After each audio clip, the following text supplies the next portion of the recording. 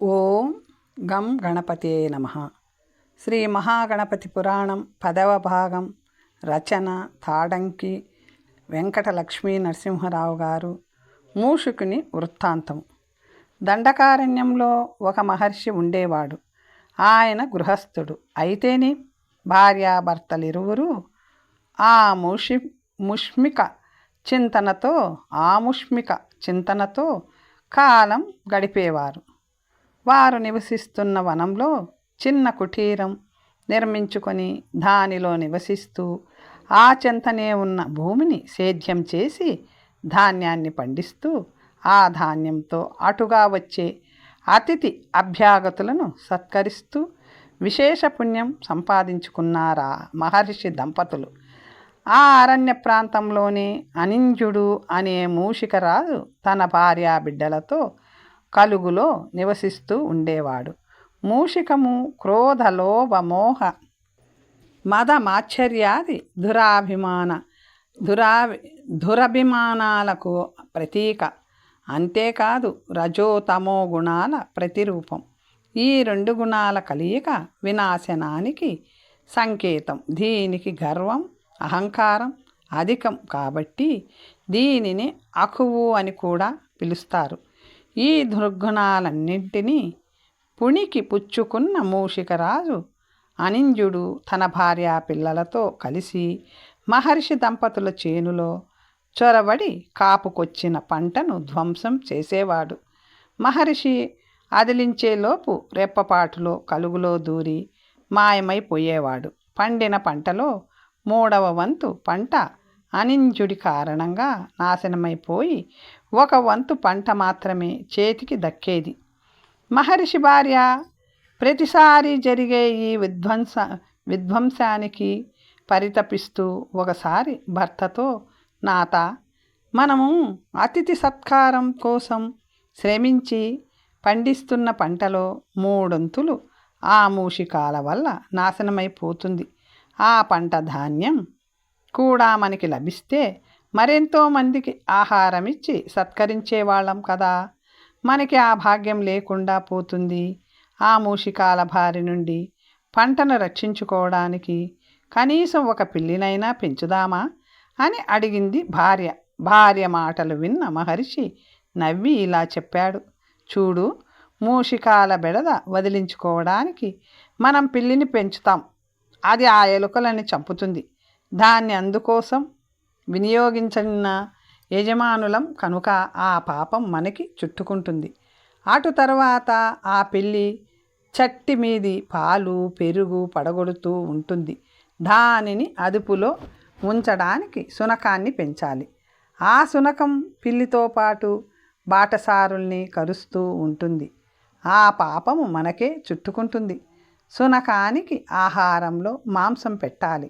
అందుకోసం జీవహింస చేయాలి. అది మహాపాపం. ఇలా ఒకదాని వెంట మరొక పాపం చేసే బదులు ఆ మూషికాలు మన అతిథులే అనుకో.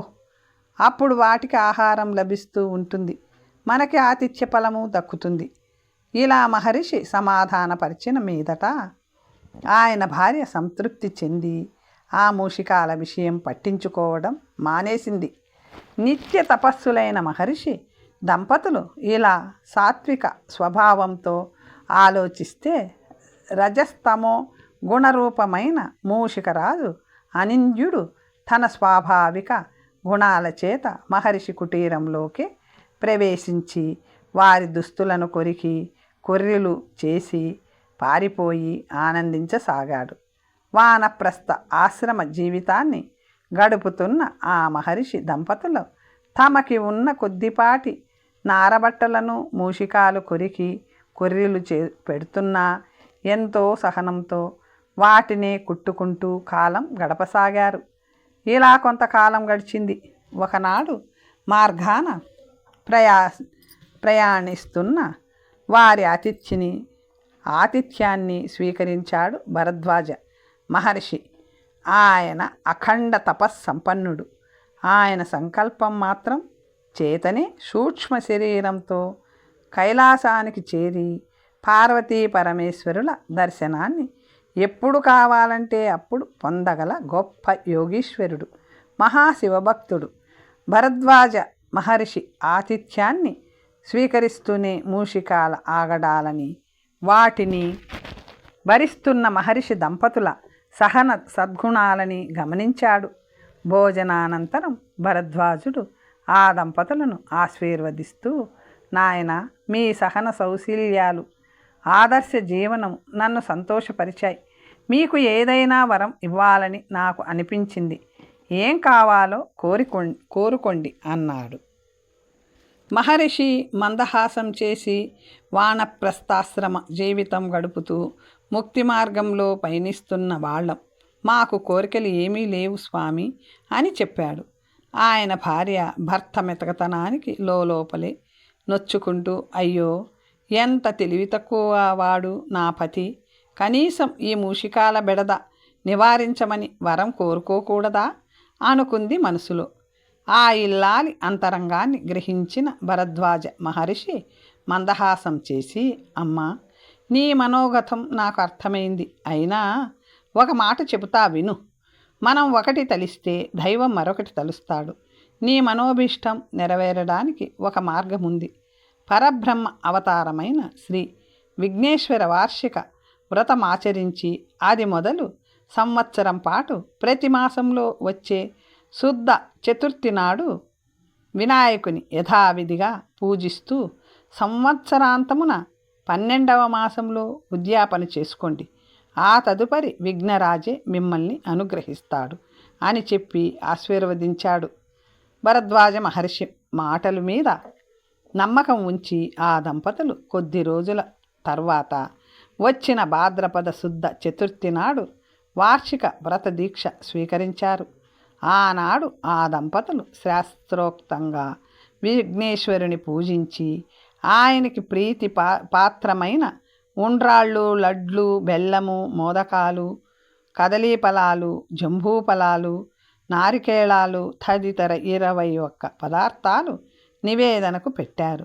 తీరా నైవేద్యం ఇవ్వబోతుండగా మూషికరాజు అనింజుడు హఠాత్తుగా ఆ నైవేద్యాల మీద దాడి చేసి నోటితో కొరికి వాటిని అపవిత్రం చేసి తుర్రుమని పారిపోయాడు. ఆ అనూహ్య సంఘటనకు మహర్షి దంపతులు విస్తుపోయారు. చాలా బాధపడ్డారు. అయినా ఎంతో సహనం వహించి మరలా ఆహార పదార్థాలు వండి ఫలాలు సేకరించి తెచ్చి నైవేద్యం పెట్టారు. కానీ వ్రత దీక్షలో ఉండగా స్వామి కోసం తయారు చేసిన నైవేద్యం అపవిత్రం అయిందే అన్న బాధ వెలితి వారి మనస్సులో నుంచి పోలేదు. 2వ మాసంలో శుద్ధ చతుర్థి నాడు వారు మరలా వినాయకుడిని షోడశోపచార విధానంతో భక్తి శ్రద్ధలతో పూజించారు. అంతా సంతృప్తికరంగా జరిగింది. తీరా నైవేద్యం ఇవ్వబోతుండగా మూషికరాజు మరలా దాడి చేశాడు. నైవేద్యం అపవిత్రమైంది. మరలా నైవేద్యం తయారు చేయాల్సి వచ్చింది. ఇలా 3, 4, 5, 6, 11 మాసాలు జరిగింది. ఆ పరిణామం మహర్షి పత్నిని తీవ్రమైన మనోవ్యధకు గురిచేసింది. ఆమె మనస్సులో భగవంతుడిపై ఉన్న భక్తి శ్రద్ధల స్థానంలో ఆ మూషికం మీద ఆగ్రహావేశాలు, ద్వేషము చోటు చేసుకున్నాయి. ఇక 12వ మాసం రానే వచ్చింది. ఆ చతుర్థి నాడు వినాయక వ్రతంతో పాటు ఉద్యాపన కూడా చేసుకుంటే వ్రత దీక్ష సమాప్తం అవుతుంది. మహర్షి దంపతులు సంభారాలన్నీ సమకూర్చుకున్నారు. యథావిధిగా వినాయక వ్రతాన్ని ప్రారంభించారు.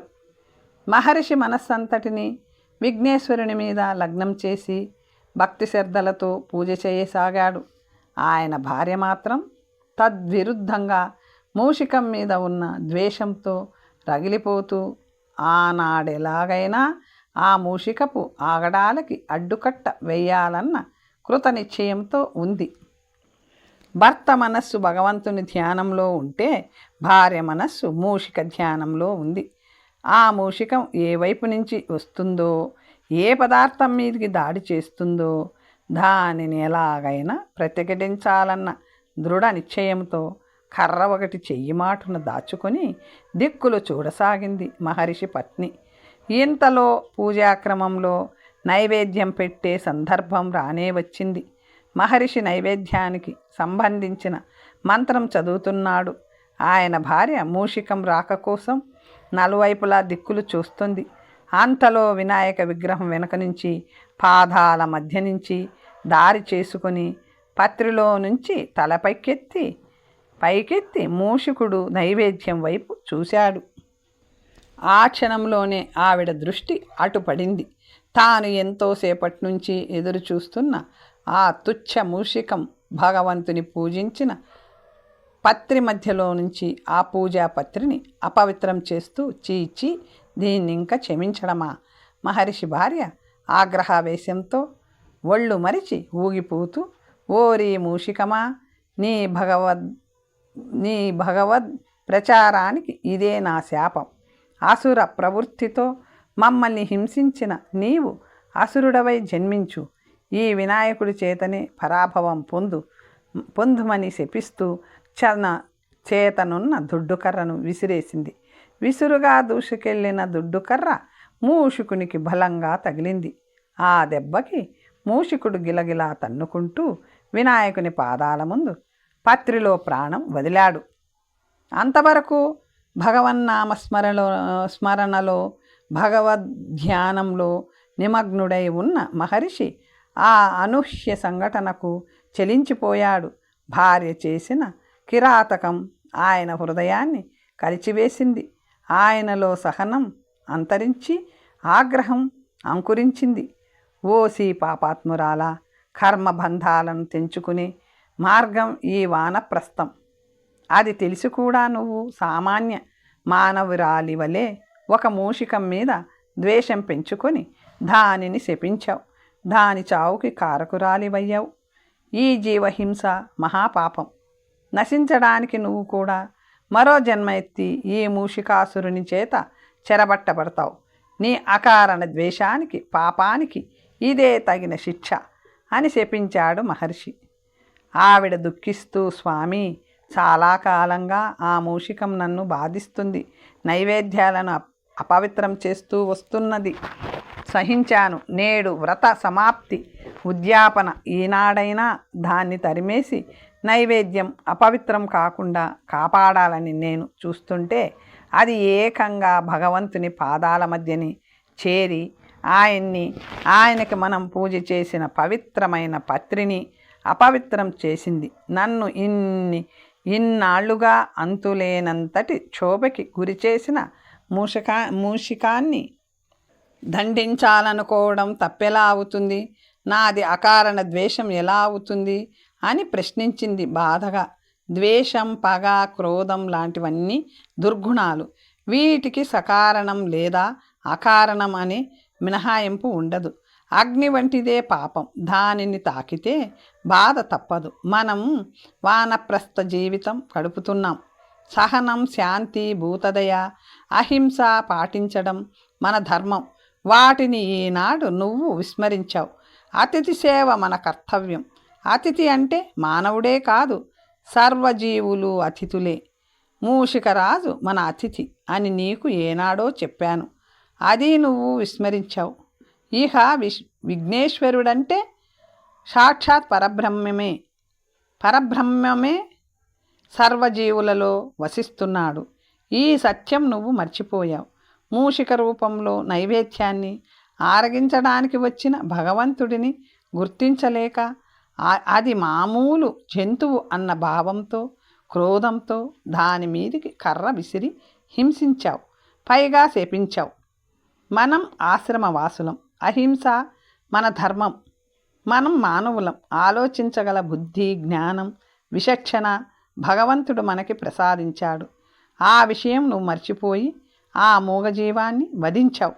అసుర జన్మ ఎత్తమని శపించి ఇంతకాలం నువ్వు సంపాదించిన తపోశక్తిని దుర్వినియోగం చేశావు.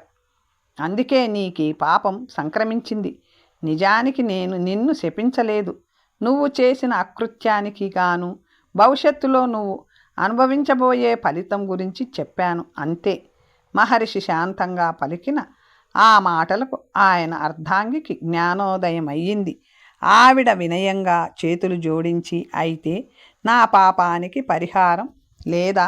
మరలా మీ పాదసేవ చేసుకునే అదృష్టం నాకు లేదా అని ప్రార్థించింది. మహర్షి తల పంకించి 12 మాసాలుగా మనం దీక్షతో విఘ్నేశ్వర వ్రతాన్ని చేశాం. మనలాగే ఈ మూషికం కూడా భక్తితో ఆ స్వామి ప్రసాదాన్ని 12 మాసాలుగా స్వీకరించడం చేతనే ఆ స్వామి పాదాల వద్ద జన్మ చాలించింది. ఇదంతా ఆ స్వామి సంకల్పం. మనము ఒకటి తెలిస్తే ఆ స్వామి మరొకటి తలిచాడు. అది దేవరహస్యం. ఆ స్వామిని నిరంతరం ధ్యానించు, ఆయనే నీకు దారి చూపిస్తాడు అని చెప్పాడు సాలోచనగా. ఆ ఇల్లాలు సంతృప్తి చెంది కృతజ్ఞురాలిని మరో జన్మెత్తి తొందరగా మీ పాద సన్నిధికి చేరుకోవడానికి ఇప్పుడే నేను ఈ జన్మ చాలిస్తాను అని చెబుతూ ముందుకు వంగి భర్త పాదాల మీద శిరస్సు ఆనించి ఓం గం గణపతియే నమః అంటూ విఘ్నేశ్వరుడిని తలుస్తూ యోగశక్తితో శరీరాన్ని త్యాజించింది. శివపార్వతుల కలహం. సూత మహర్షి అంతవరకు చెప్పిన వృత్తాంతాన్ని శ్రద్ధగా ఆలకించిన సౌనకాదులు తలలూపుతూ బాగు ఆ పరబ్రహ్మలీలలు విచిత్రం మహర్షి. అయితే ఆ మూషికమే తదుపరి జన్మమున మూషికాసురుడుగా జన్మించాడా అన్నారు. సూత మహర్షి మందహాసం చేసి, అలా తలచడం మానవ సహజం. మనం ఊహించినట్లే చేసేటట్లయితే ఆయన భగవంతుడు ఎందుకవుతాడు? వినండి అని ప్రారంభించాడు. కైలాసంలో పార్వతీ పరమేశ్వరులు సుఖాసీనులై ముచ్చట్లాడుకుంటుండగా నారద మహర్షి అక్కడికి వచ్చి ఆది దంపతులకు ప్రణామాలు ఆచరించాడు. వారు అతనిని ఆశీర్వదించారు. అనంతరం, ఏం నారద, త్రిలోకవాసులు కుశలమేనా అని ప్రశ్నించాడు పరమేశ్వరుడు చిరునవ్వుతో. నారదుడు మందహాసం చేసి, కుశలమేనా అంటే కుశలమే గాని మీ దంపతులంతా కుశలం కాదు మరి అంటూ మెలిక పెట్టాడు. పరమేశ్వరి నవ్వుతూ, అదేమిటి నీ సమాధానంలో ఏదో శ్లేష ధ్వనిస్తుంది అని అడిగింది. నారదుడు మళ్ళీ మందహాసం చేసి, శ్లేష కాదు తల్లి, శేషం.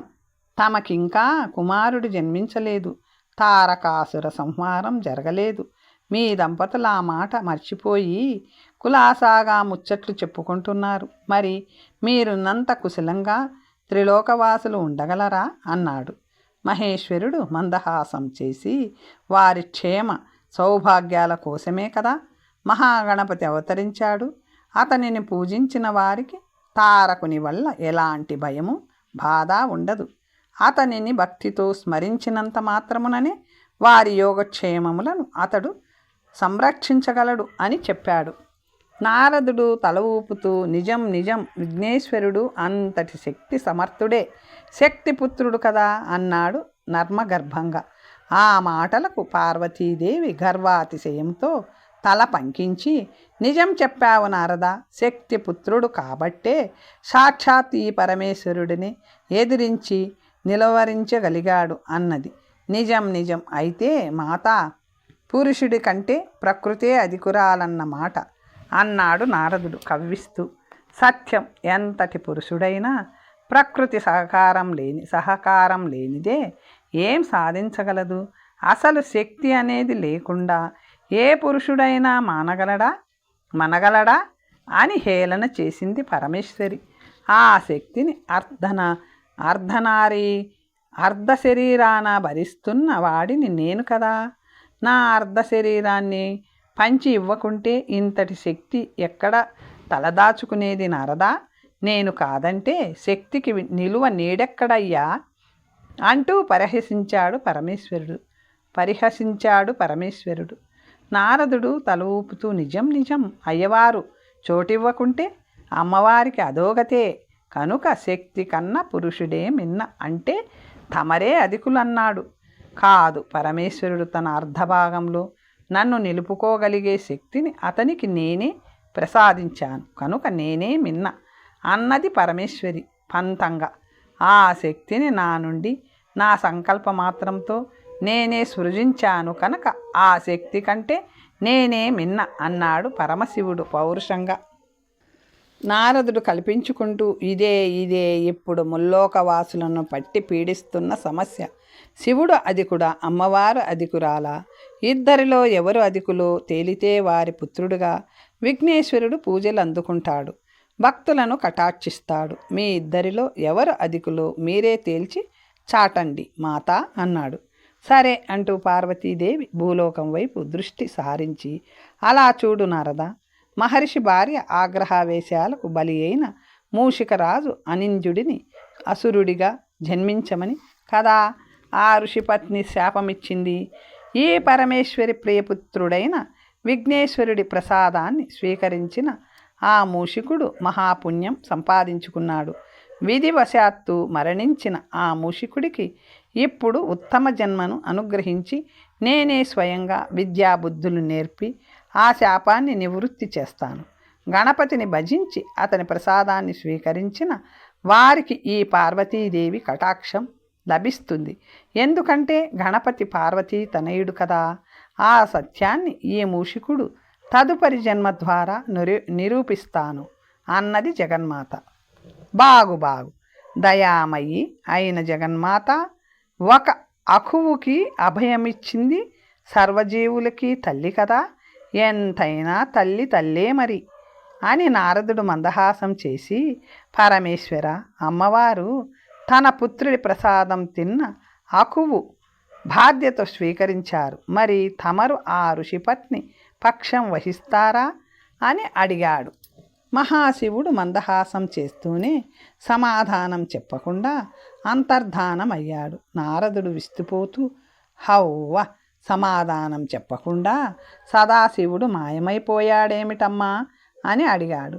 అమ్మవారు హూంకరించి, ఆ మహాశివుడిని నీడలా ఆవహించే మహామాయని నేను. ఈ యోగమాయతో అయ్యవారికి పంతమా, అది చూద్దాం అని అమ్మవారు కూడా అంతర్ధానమైపోయింది. ఆ మాయా నాటకంలోని అంతరార్థాన్ని గ్రహించలేని నారదుడు విస్తుపోతూ, ప్రభు విఘ్నేశ్వర, అయ్యవారు అమ్మవారు పంతం పట్టి కైలాసం విడిచి మాయమైపోయారు. నువ్వు ఎవరి పుత్రుడివో నువ్వే నిరూపించు ప్రభు అని ప్రార్థిస్తూ చేతులు జోడించి నమస్కరించాడు. అనింజుడి తదుపరి జన్మ. శ్రీ విఘ్నేశ్వరుని నివేదన కోసం తయారు చేసిన ప్రసాదాన్ని వరుసగా 12 మాసాలు భుజించిన పుణ్యఫలం చేత మూషికరాజు అనింజుడు తన తదుపరి జన్మగా యక్షులకు రాజు, నవనిధులకు అధిదేవుడు, పరమేశ్వరునికి ప్రియమిత్రుడైన కుబేరుడికి పుత్రుడుగా జన్మించాడు. జన్మతః ఇంద్రజాల కామరూపాది విద్యలన్నీ సహజ సిద్ధంగా లభించిన అతడికి అనింజుడు అన్న పేరునే అసంకల్పితంగా పెట్టాడు కుబేరుడు. అనింజుడికి 8వ ఏట చతుర్ముఖ బ్రహ్మ స్వయంగా గాయత్రి మంత్రోపదేశం చేశాడు. సూర్యభగవానుడిని ప్రార్థించి తన కుమారుడికి త్రికాల సంధ్యా విధులు నేర్పమని అర్థించాడు కుబేరుడు. ఆదిత్యుడు ఆ అభ్యర్థనని మన్నించి అనింజుడిని తన రథం మీద కూర్చోబెట్టుకొని ప్రాతఃమధ్యాహ్న సాయంత్రాది త్రికాల సంధ్యావందన విధి విధానాలు అభ్యాసం చేయించాడు. గాయత్రి మహామంత్ర జప పుణ్యఫలం చేత త్రికాల సంధ్యాఫలం చేత మరో ఆదిత్యుడిలా భాషించాడు అనింజుడు. అప్పటికీ అతను నవయౌవనవంతుడయ్యాడు. యక్షరాజ్యానికి యక్షజాతికి యువరాజుగా అభిషక్తుడయ్యాడు అనింజుడు. ఒకనాడు అమ్మలగన్నయమ్మ ముగురమ్మల మూలపుటమ్మ అయిన జగన్మాత జగదీశ్వరి నివాసం మణిద్వీపం.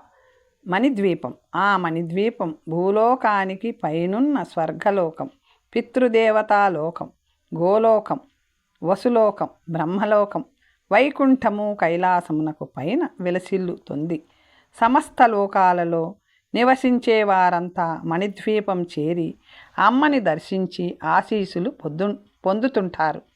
అమ్మ అంటే సామాన్యురాలు కాదు, పరబ్రహ్మము. సృష్టి చేయాలని సంకల్పించి తాను సాకార రూపాన్ని ధరించినప్పుడు ఆ సాకారము నుండి స్వయంభువై ఉద్భవించిన పరమేశ్వరి ఆమె. ఆ పరమేశ్వరియే మూల ప్రకృతి. ఆ మూల ప్రకృతి నుంచే సమస్త చరాచర జీవజాలము ఉద్భవించింది. అలా జన్మించిన సర్వజీవులకి జనని కాబట్టి ఆమెని జగన్మాత అన్నారు. అలా సృష్టి కార్యమునకు జగదీశ్వరుడికి సహకరించినది కాబట్టి ఆమెని జగదీశ్వరి అన్నారు. ఆ మహాశక్తి నుంచే లక్ష్మి, సరస్వతి, పార్వతి ఉద్భవించారు. కనుక ఆమెని అమ్మలగన్న యమ్మ అని త్రిమాతలకి మాతృక కనుక ముగురమ్మల మూల పుటమ్మ అని కీర్తించారు. ఆమెని లలితాదేవి అని, జ్ఞానమునకు నెలవు కనుక జ్ఞానేశ్వరి అని పిలుస్తుంటారు. ఒక్క మాటలో చెప్పాలంటే త్రిమూర్తులైన బ్రహ్మ, విష్ణు, మహేశ్వరులు, త్రిమాతలైన దుర్గా, లక్ష్మీ, సరస్వతులు సైతం ఈ జగన్మాతని దర్శిస్తుంటారు. అవసర ఆపస్సమయాలలో ఈ తల్లిని ప్రార్థించి సహాయం పొందుతుంటారు. ఈ మణిద్వీపం పైన కోటి సూర్యప్రభ సమానమైన తేజస్సే రూపంగా నిరాకారుడై ప్రకాశిస్తుంటారు పరబ్రహ్మము.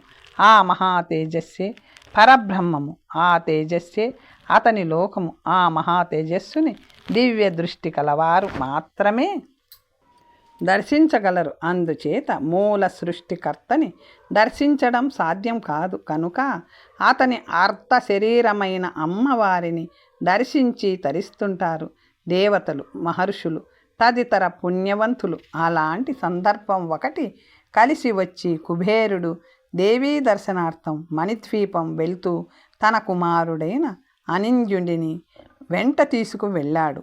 అప్పటికే అక్కడి సభామంటపంలో ఉన్న అనేక మంది దేవతలు, మహర్షులు అమ్మవారిని స్తోత్రములు పాడుతూ ఆనందపరుస్తున్నారు. అష్టభుజములతో శంఖ, చక్ర, పాశ, గద, త్రిశూల, కమండలాలు, అక్షమాల ధరించి వరద హస్తముతో అభయమును ప్రసాదిస్తూ ప్రసన్న వదనంతో మెరిసిపోతూ చిరునవ్వు పెదవులపై చిందిస్తూ కరుణారస దృష్టితో సర్వులను వీక్షిస్తూ అత్యంత బలిష్టమైన భీకరమైన భీతి కొలుపుతున్న సింహంపై ఆసీనురాలై ఉన్న ఆ మహాతల్లి దివ్య తేజోప్రభలతో వెలిగిపోతుంది. ఆ జగదీశ్వరిని దర్శించినందుకు తన జన్మ ధన్యమైందన్న సంతోషంతో, భక్తితో, భావోద్వేగముతో పులకించిపోయిన అనింద్యుడు మహర్షులు దేవతల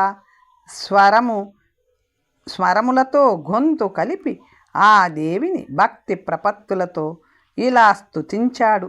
తల్లి జగదీశ్వరి, భువనేశ్వరి, అఖిలాండ కోటి బ్రహ్మాండ నాయికి, ఈశ్వరి, సర్వశక్తి స్వరూపిణి, నవదుర్గావతారిణి, మహాకాళి, సర్వమంత్రాత్మికవు, సర్వయంత్రాత్మికవు, సర్వజీవ అంతరాత్మికవు నీవే.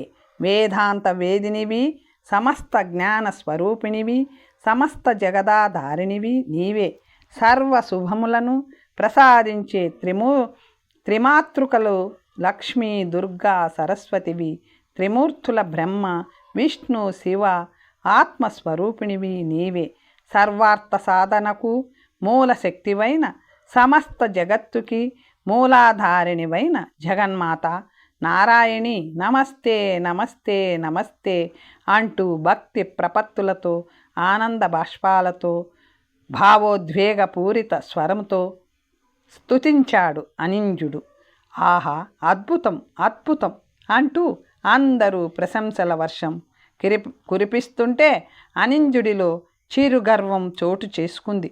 అతడు గర్వంతో తల పంకిస్తూ అప్రయత్నంగా దేవతా సమూహాల్లో హఠాత్తుగా కనిపించిన ఒక మెరుపు తీగని చూసి ఆ అప్రతిభూడవవుతూ తన భక్తి భావోద్వేగాలను సైతం విస్మరించాడు. ఆహా, ఏమి సౌందర్యం, ఏమి సౌకుమార్యం! రంభ, ఊర్వశి, మేనక, తిలోత్తమాది అప్సరసలను సైతం తలధన్యే ఈ అద్భుత సౌందర్య రాశి ఎవరు? ఆ కాంతామణి నామ విశేషాలేమిటో అనుకున్నాడు అనింద్యుడు, రెప్పవాల్చకుండా ఆమెను చూస్తూ. అదే సమయంలో ఆ అద్భుత సౌందర్య రాశి అప్రయత్నంగా అతని వైపు చూసింది.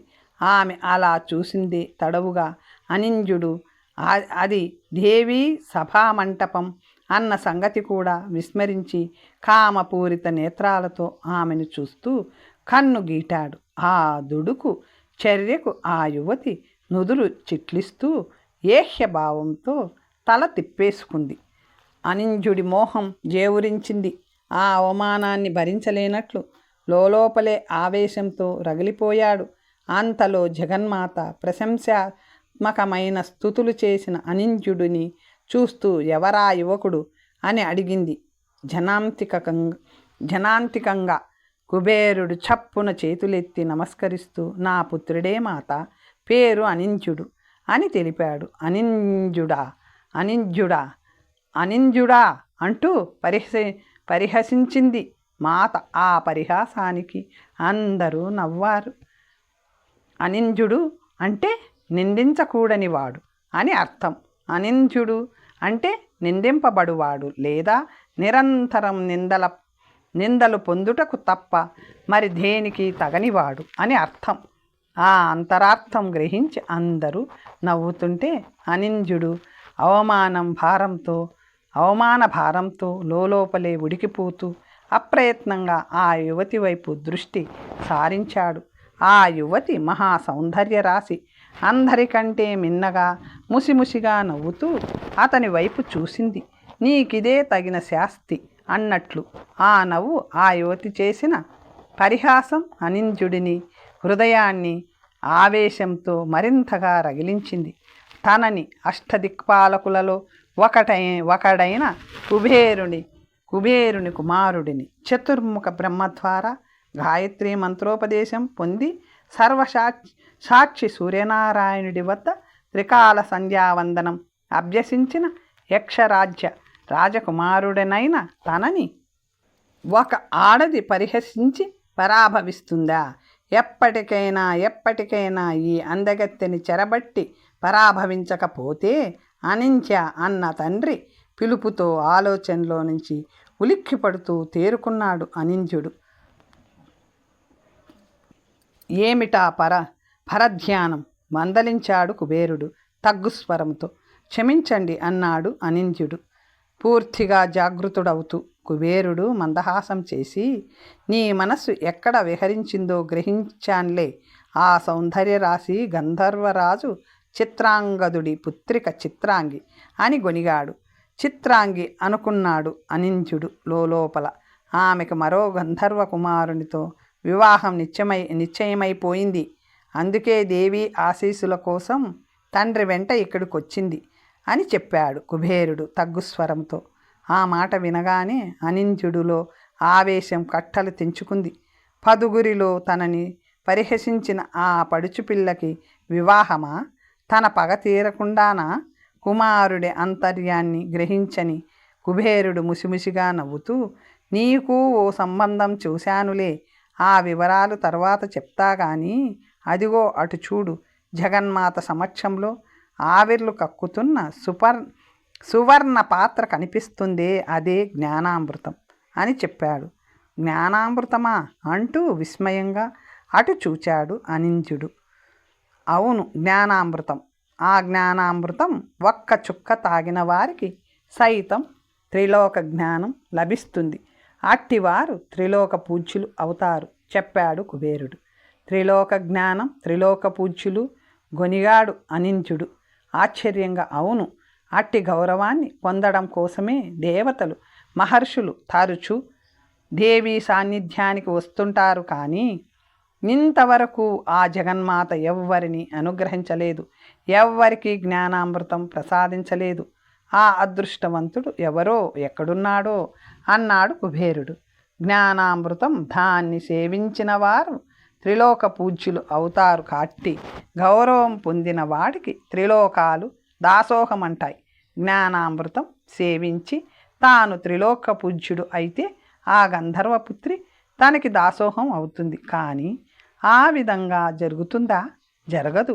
ఇప్పటి వరకు ఆ జ్ఞానామృతం ఒక్క బొట్టు కూడా ఎవ్వరికి ప్రసాదించని జగన్మాత తనకి ఆ జ్ఞానామృతం ప్రసాదిస్తుందా? ఇవ్వదు. కనుక పుట్టుకతోటే ఇంద్రజాలాది కామరూప విద్యలన్నీ సహజ సిద్ధంగా పొందిన అనించుడు చప్పున కామరూప విద్యతో మూషికంగా మారి జరజరా పరిగెత్తుతూ పోయి చెంగున ఎగిరి జ్ఞానామృతం ఉన్న సువర్ణ పాత్ర అంచు మీద నిలిచాడు. సరిగ్గా అదే సమయంలో గంధర్వపుత్రి చిత్రాంగి అతడు మూషికంగా మారి ఆ పాత్రపైకి బిరబిరా పరిగెత్తి చేరడం గమనించి తక్షణం ఓరి మూషిక ఆగు అని అరిచింది. ఆవేశంతో అక్కడున్న 50 మంది దేవతలు మహర్షులు ఉలిక్కిపడ్డారు.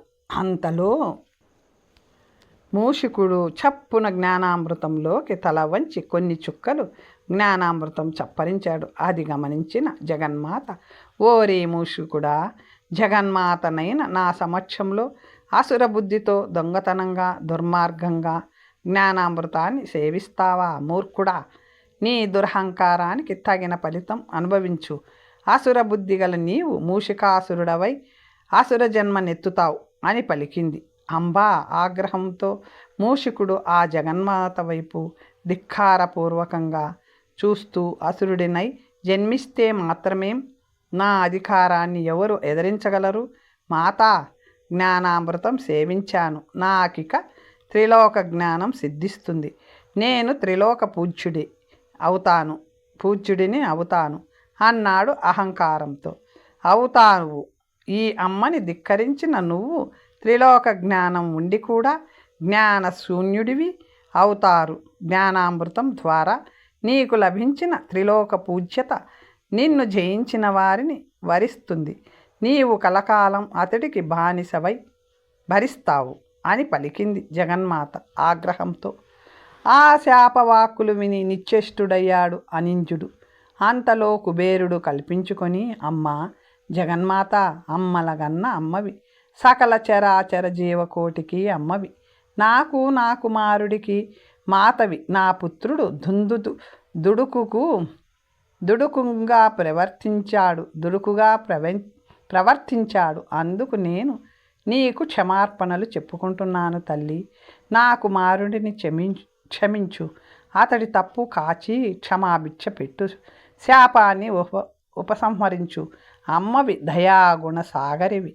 నువ్వు తప్ప అతడిని ఎవ్వరూ కాపాడతారమ్మా. తల్లి మనసుతో ఆలోచించి నా పుత్రుడికి శాప విముక్తి కలిగించు అని ప్రార్థించాడు. కుబేరుడి ప్రార్థనలకి కొంత శాంతించిన జగన్మాత తల ఊపి ధాన్యాన్ని పండించే కర్షకులకి కన్నీళ్లు తెప్పించే దుర్గుణం గల జంతువు మూషికం చేలోని పంట కోతకి వచ్చిన సమయంలో తన ఎలుకల దండుతో వెళ్ళి ఆ పంటని నాశనం చేయడం దాని లక్షణం. అట్టి దుష్ట స్వభావం గల మూషిక రూపం ధరించి నీ పుత్రుడు జ్ఞానామృతాన్ని కొల్లగొట్టాలని ప్రయత్నించి నా శాపానికి గురి అయ్యాడు. ఎవరైనా ఎంతటి వారైనా అమ్మ శాప ఫలాన్ని అనుభవించక తప్పదు. కనుక నీ పుత్రుడు అసుర జన్మ నెత్తుతాడు. కానీ ఎవరు నీ కుమారుని ఎదిరించి ఇతడి రాక్షస ప్రవృత్తికి కారణమైన మదమచ్చర లోభ మోహ కామ క్రోధమాన అభిమానములను అష్ట అసుర గుణములను సంహరిస్తారో ఆ పుణ్యమూర్తి చేత జయించబడి అతడికి దాసోహమైనప్పుడు నీ కుమారుడికి శాప విముక్తి కలుగుతుంది. అసుర జన్మ అంతమై సహజ జన్మ లభిస్తుంది అని శాప విమోచనం పలికింది.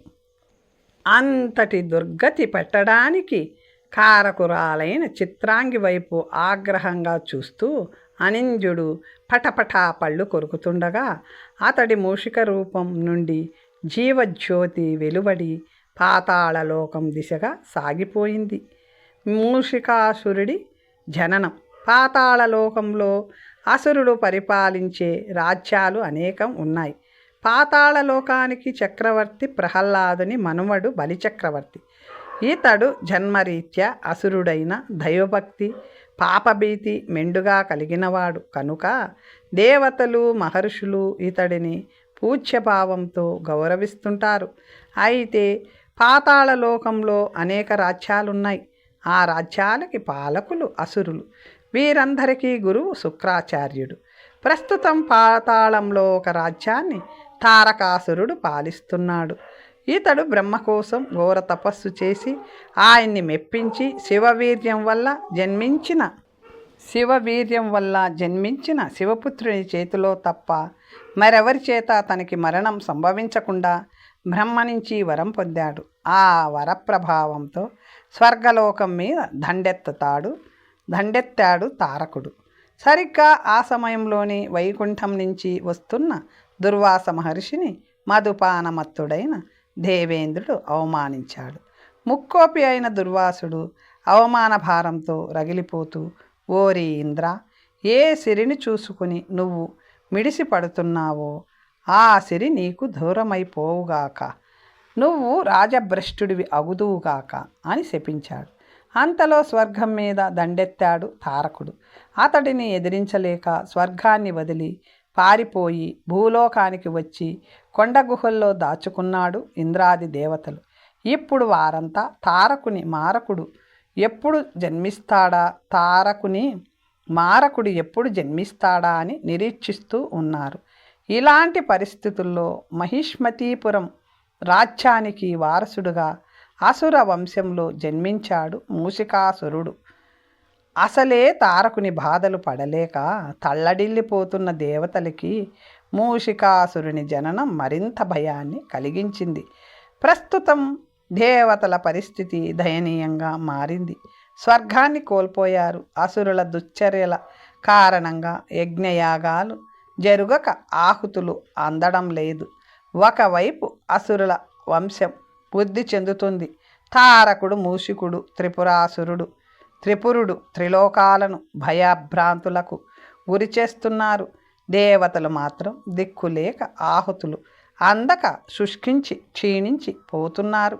ఇప్పుడు ఏం చెయ్యాలి? తమ మొర ఆలకించే వారెవరు?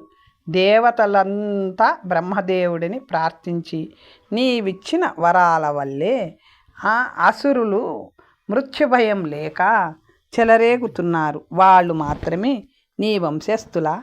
మేము మాత్రం నీ వంశస్థులు కామా?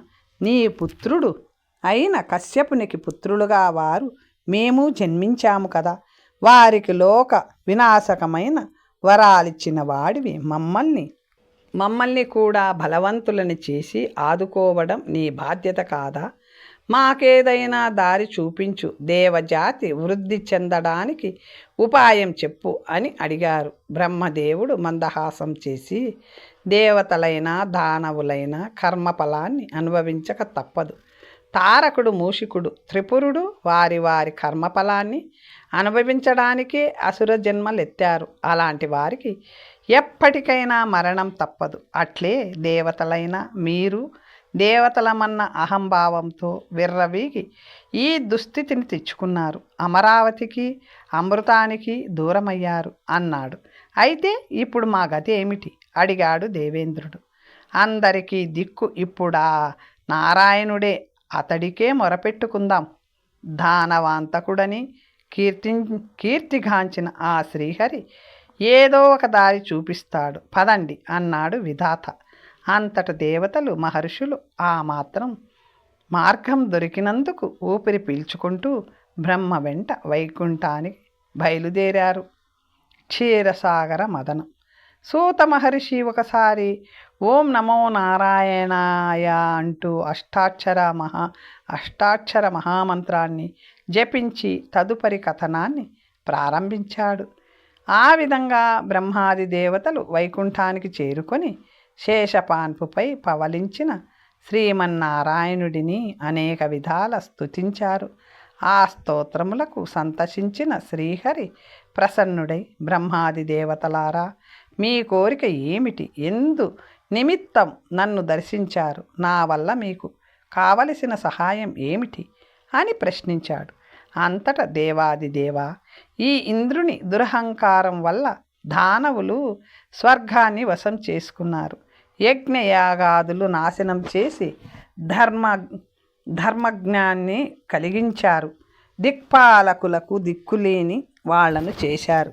ఈ పరిస్థితుల్లో నీవు కల్పించుకొని రాక్షస సంహారం గావించి ధర్మాన్ని ప్రతిష్ఠించాలి. లేకుంటే ఈ సృష్టి యావత్తు అంతరించిపోతుంది. జగత్కర్తవు, పోషకుడవైన నీవే దిక్కు దిక్కు అని చేతులు జోడించి ప్రార్థించాడు. బ్రహ్మ దేవేంద్రాదులు కూడా పాహి మాం దేవా దేవా ఆర్తత్రాణపరాయణ పాహి పాహి అంటూ అనేక విధాల వేడుకున్నారు. అప్పుడు శ్రీహరి వారిని ఊరడించి తపోధనుల శాపశక్తి అమోఘం, వారి శాప ఫలాన్ని ఎంతటి వారైనా అనుభవించక తప్పదు. జగత్కర్తనైన నేను కూడా తాపసుల శక్తికి దాసోహమనక తప్పదు. ఈ యథార్థాన్ని ఇప్పటికైనా గుర్తించండి. శ్రీమన్నారాయణుడినైన నా దర్శన భాగ్యం కంటే ఏకాక్షర మహామంత్రమైన గం గణపతియే నమః మహిమాన్విత శక్తి ప్రసాదితమైనది. యోగనిద్రయందు నేను కైలాసమందున్న రుద్రుడును సర్వదా ఈ మహామంత్ర జపమునే స్మరింతుమని గ్రహించండి అని వారికి హితవు పలికి, బ్రహ్మాదులారా, మీరు మరలా సర్వశక్తి సంపన్నులై అమరులు కావాలంటే అట్టి అద్భుత జీవశక్తిని ప్రసాదించగల అమృతపానం ఆవశ్యకము.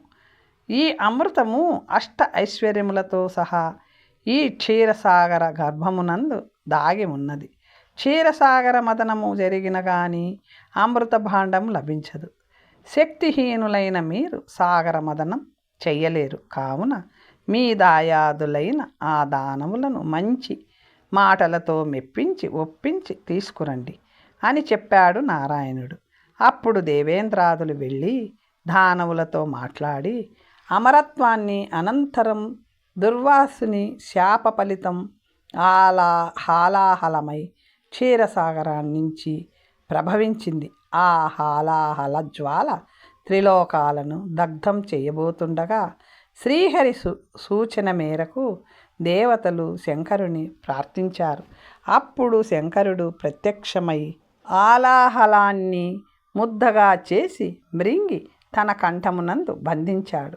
ఆ హాలాహల బారి నుండి శంకరునికి ఉపశమనం కలిగించే నిమిత్తమే చంద్రుడు శివుని శిరోభాగాన్ని ఆశ్రయించినందున అతడు చంద్రశేఖరుడయ్యాడు. అలా హాలాహలాన్ని శివుడు స్వీకరించగా అందు మిగిలిన అతి కొద్ది విషాన్ని సర్వశ్రేష్ఠులు స్వీకరించి తమ కూరలందు నిలిపారు. అప్పుడు ఆ అద్భుత రూప లావణ్య రాశి అయిన మదిరాసతి కల్లుకుండతో ఉద్భవించింది. ఆమె అందాన్ని ఆ కల్లుకుండని చూడగానే రాక్షసులు అదే అమృతమనుకొని ఆ మదిరాన్ని త్రాగుతూ మధుపాన ఉన్మత్తులయ్యారు. అనంతరం క్షీరసాగరాన్నించి దివ్య వస్త్రాభరణాలను ధరించిన ధన్వంతరి అమృత కలశంతో అవతరించాడు. అతని వెనుకే పద్మాసన సీనురాలైన శ్రీ మహాలక్ష్మి అవతరించింది. శ్రీ మహాలక్ష్మి అవతరించగానే ఆకాశాన్నుండి పుష్పవర్షం కురిసింది. అప్సరసులు నృత్యగానాదులతో ఆమెకు స్వాగత నీరాజనాలు సమర్పించారు. దివ్య దిగ్గజాలు సంకల్ప మాత్రం చేత ప్రభవించి పుణ్యనదీ జలాలను తమ తొండాలతో స్వీకరించి ఆ పుణ్యజలాలతో ఆమెను అభిషేకించాయి. సముద్రుడు వాడని కలువ పుష్పాలను, విశ్వకర్మ దివ్యరత్నాభరణాలను ఆమెకు సమర్పించాడు. అంతటా ఇంద్రాది దేవతలు శ్రీ విఘ్నేశ్వరుని ఆహ్వానించి రత్న ఖచ్చిత సింహాసనంపై ఆసీనుని గావించి అర్ఘ్యపాద్యాది షోడశోపచార పూజలతో ధూప దీప నైవేద్యాలతో అర్చించారు. మహేంద్రాదుల పూజలకు సంతుష్టుడైన విఘ్నేశ్వరుడు ప్రసన్నవదనంతో వారిని కాంచి, దేవేంద్రాదులారా, ఏమిటి మీ అభిష్టము అని అడిగారు. మహేంద్రాదులకు గురువైన బృహస్పతి వినయంతో అంజలి ఘటించి, పరబ్రహ్మస్వరూప విఘ్ననాయక, సర్వవ్యాపితుడవు, సర్వాంతర్యామివి, నీకు తెలియని విషయమంటూ ఉంటుందా? అయినా చెప్పడం మా ధర్మం ప్రభు. దేవతలు పూర్వ వైభవాన్ని తిరిగి పొందాలంటే అమృతమును పొందుట ఒక్కటే మార్గం. దానికి క్షీరసాగర మదనం కన్నా వేరు మార్గం లేదు. కార్యము అసాధ్యమైనది. కార్యసాధనలో ఎన్నెన్నో అవాంతరములు సంభవించవచ్చును. కాన నీవు మా యందు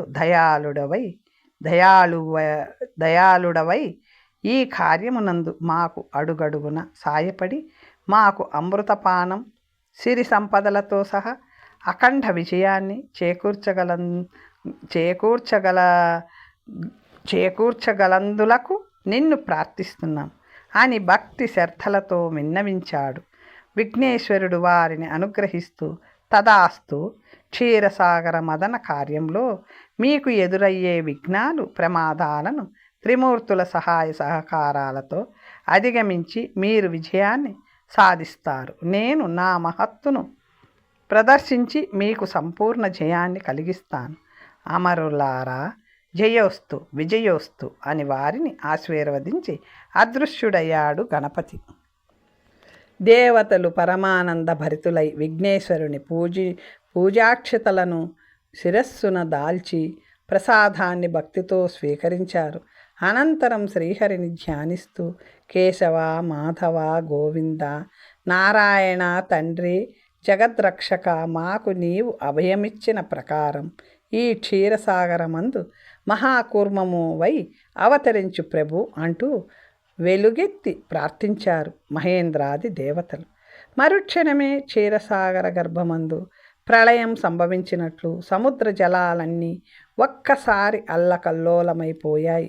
ఓం నమో నారాయణాయ, ఓం నమో నారాయణాయ అంటూ దేవతలు స్తోత్రం చేస్తుండగా శ్రీమన్నారాయణుడు ఆద్యంతములు తెలియని మహాకూర్మమై అవతరించాడు. ఆ కూర్మావతారుని గాంచగానే దేవేంద్రాదులు జేజేలు పలుకుతూ పుష్పవర్షం కురిపించారు. అంతటా ఆ కూర్మావతారుడు మందర పర్వతాన్ని అవలీలగా తన మూపుపై భరించి వాసుకిని ప్రార్థించండి అని ఆజ్ఞాపించాడు. దేవతలు ప్రార్థించగా నాగలోకనాథుడైన మహాసర్పశ్రేష్ఠుడు వాసుకి ప్రత్యక్షమై వారి ప్రార్థనలను మన్నించి తన దీర్ఘ శరీరాన్ని మందర పర్వతం చుట్టూ 3 చుట్లు చుట్టి కవ్వపు తాడుగా నిలిచాడు. అంతట తామే అతి బలవంతులమన్న గర్వంతో దానవులు వాసుకి తలవైపు భాగాన్ని పట్టుకోగా కూర్మావతారుని సంజ్ఞ మేరకు దేవేంద్రాదులు తోక భాగాన్ని పట్టుకున్నారు. అంతట మందర పర్వతమే కవ్వంగా, వాసుకియే కవ్వపు తాడుగా క్షీరసాగర మదనం ప్రారంభమైంది.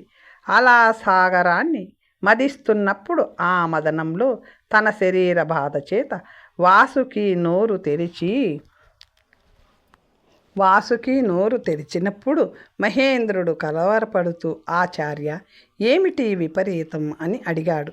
ఆందోళనగా దేవగురువు బృహస్పతి దివ్య దృష్టితో విషయాన్ని గ్రహించి అమరేంద్ర, క్షీరసాగర మదన సమయంలో ఉద్భవించిన ఆ హాలాహలాన్ని ముద్దగా చేసి మృంగిన శివుడు దానిని తన కంఠమునందు నిలిపి గరళకంఠుడు అయ్యాడు.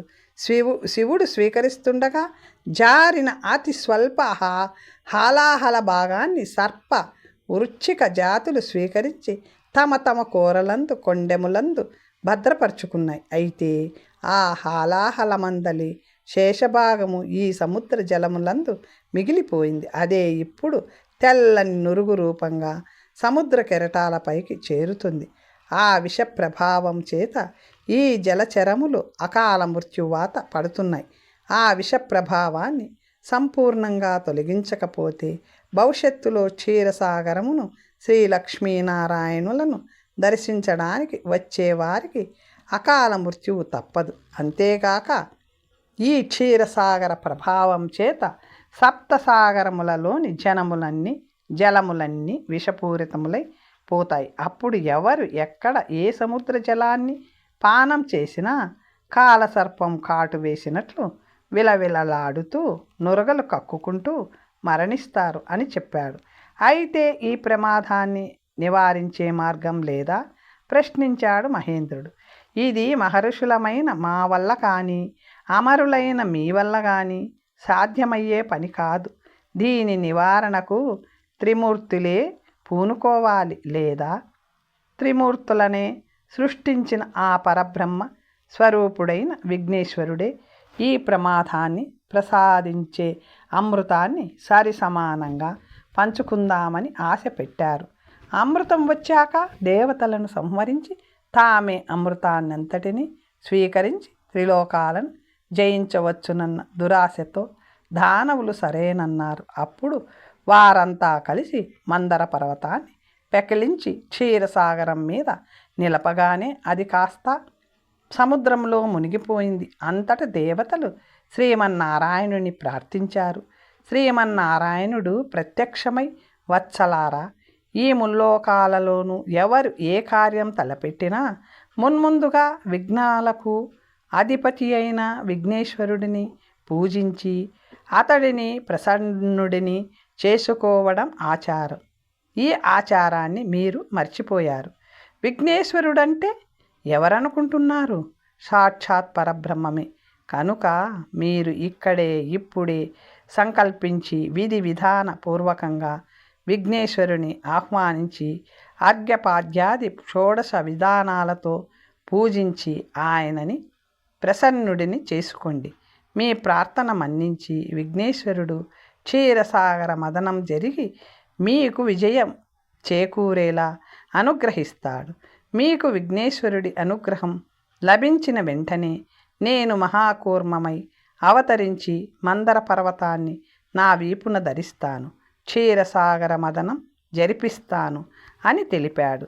శ్రీహరి ప్రబోధానుసారం ఇంద్రాది దేవతలు అక్కడికక్కడే ఆ క్షీరసాగర తీరం వద్దనే శ్రీ విఘ్నేశ్వర వ్రత దీక్షను స్వీకరించి వేదోక్తంగా శ్రీ విఘ్నేశ్వరుని భక్తితో ధ్యానించారు.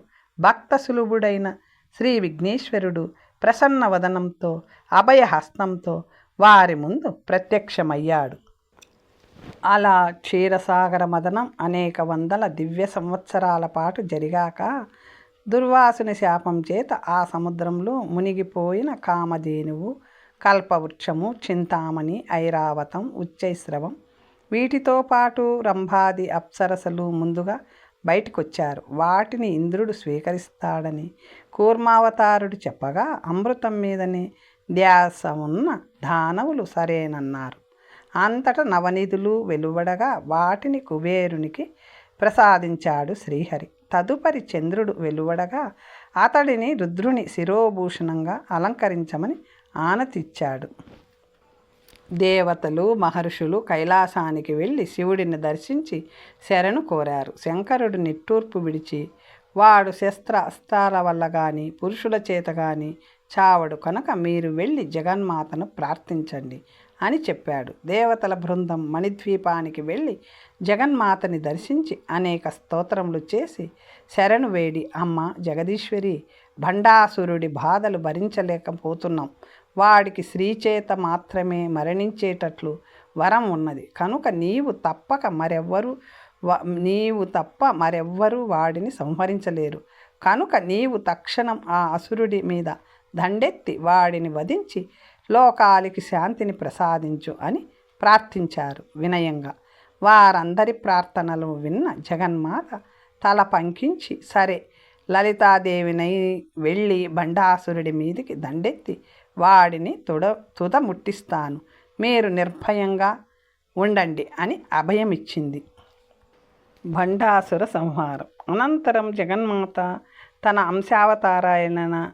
అవతారాలైన నవదుర్గలను ఆహ్వానించి తాను శ్రీ లలితాదేవిగా రూపాన్ని ధరించి దండయాత్రకి బయలుదేరింది. భండాసురుడు అసంఖ్యాకమైన అసుర సైన్యంతో వచ్చి దేవిని ఎదుర్కొన్నాడు. ఇరుపక్షాల మధ్య భీకర యుద్ధం జరిగింది. నవదుర్గల స్వైర విహారానికి అసుర సైన్యం తాళలేక క్రమక్రమంగా నశించిపోసాగింది.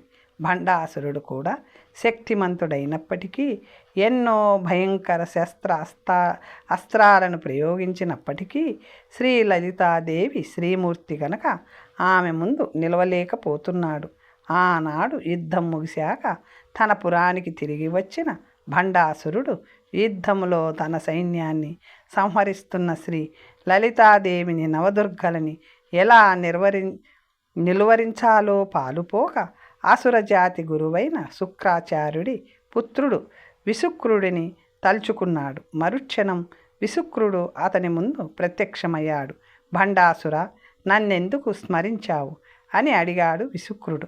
అతడు మంత్ర తంత్ర శాస్త్ర విద్యల్లో తండ్రిని మించిన తనయుడు భండాసురుడు. తన గురుపుత్రునికి నమస్కరించి, ఆచార్యపుత్ర, దేవీ సైన్యాల చేతుల్లో మా అసురుల సైన్యాలు చిత్తుగా ఓడిపోయి నశిస్తున్నాయి. అనేక దివ్య శస్త్రాస్త్రాలు కలిగిన నేను సైతం లలితాదేవి యుద్ధ చాతుర్యం ముందు నిలవలేకపోతున్నాను.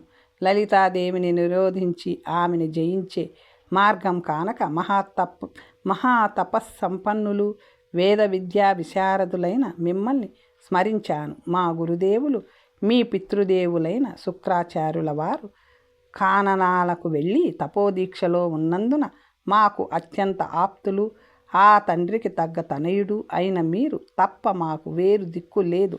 మంత్రమో యంత్రమో మీరే చేస్తారు. నన్ని ఆపద నుంచి గట్టెక్కించే భారం మీదే.